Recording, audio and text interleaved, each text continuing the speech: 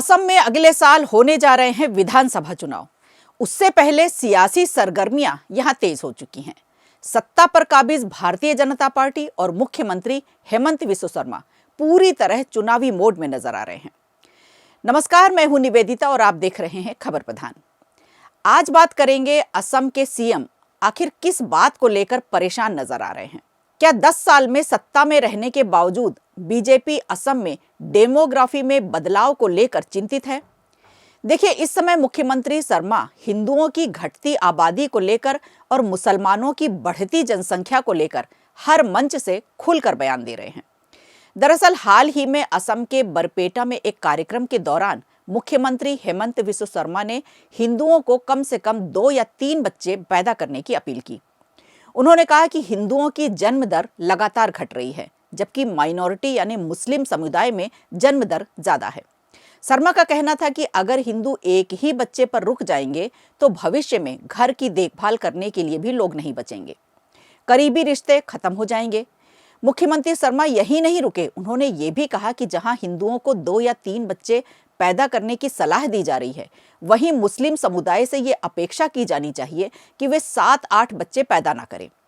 ये बयान ऐसे समय आया है जब राज्य में अगले साल मार्च-अप्रैल में विधानसभा चुनाव होने हैं। ये पहली बार नहीं है जब हेमंत बिस्वा शर्मा ने हिंदुओं की घटती आबादी को लेकर चिंता जताई हो। इससे पहले 9 नवंबर को भी उन्होंने दावा किया था कि असम में हिंदू जनसंख्या वृद्धि दर घट रही है, जबकि मुस्लिम आबादी बढ़ रही है। मुख्यमंत्री ये भी स्पष्ट कर चुके हैं कि सरकार कुछ कल्याणकारी योजनाओं में 2 बच्चों की नीति लागू करने की दिशा में आगे बढ़ेगी। लेकिन असल सवाल ये है कि असम में जिस तरह से डेमोग्राफी बदल रही है, इस बदलाव की हकीकत क्या है।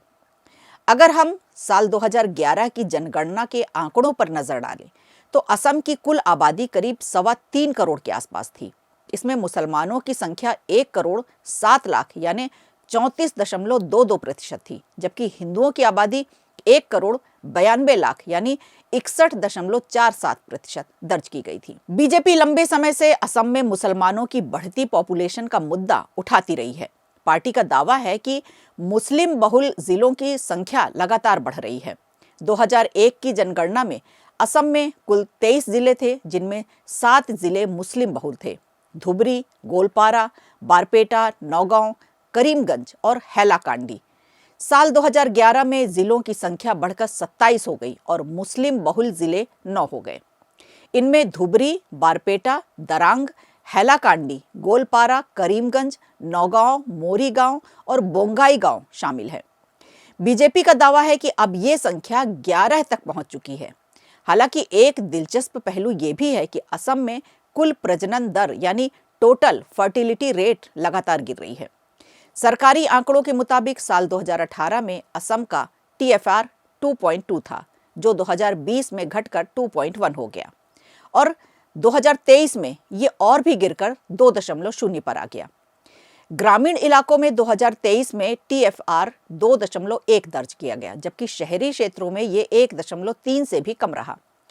यानी कुल मिलाकर असम में जनसंख्या वृद्धि की रफ्तार धीमी हो रही है। इसके बावजूद बीजेपी और मुख्यमंत्री शर्मा मुस्लिम आबादी के बढ़ने को लेकर लगातार मुखर हैं। इसकी एक बड़ी वजह 2011 का विधानसभा चुनाव भी माना जा रहा है। साल 2021 में जो चुनाव हुए, उसमें बीजेपी के नेतृत्व वाले NDA को 44.51% वोट मिले थे, जबकि कांग्रेस के नेतृत्व वाले महाजोत को 43.68% वोट हासिल हुए थे। वोट शेयर का अंतर बेहद कम था, लेकिन सीटों के लिहाज से NDA ने 75 सीटें जीतकर सत्ता बचा ली। 2016 में बीजेपी पहली बार सत्ता में आई थी और NDA ने 86 सीटें जीती थीं। 2021 में उसे 11 सीटों का नुकसान हुआ। वहीं कांग्रेस गठबंधन ने 2016 की 26 सीटों के मुकाबले 2021 में 50 सीटें जीतकर अपनी स्थिति मजबूत की। राजनीतिक जानकारों का मानना है कि यही वजह है कि 2026 के चुनाव से पहले बीजेपी पूरी ताकत से हिंदू वोट बैंक साधने की कोशिश में जुट गई है।